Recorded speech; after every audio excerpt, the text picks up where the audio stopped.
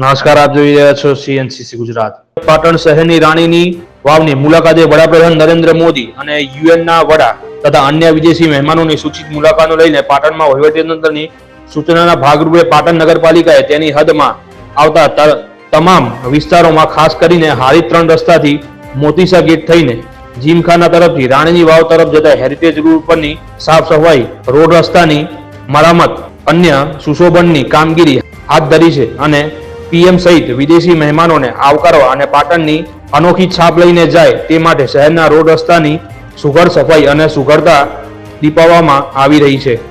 આ કામગીરી માર્ગ મકાન વિભાગ દ્વારા હાઈવે ઉપર અને નગરપાલિકાની હદમાં પાલિકા દ્વારા ખૂબ પૂરજોશમાં ચાલી રહી છે. Bureau chief CNCC Gujarat, Patan.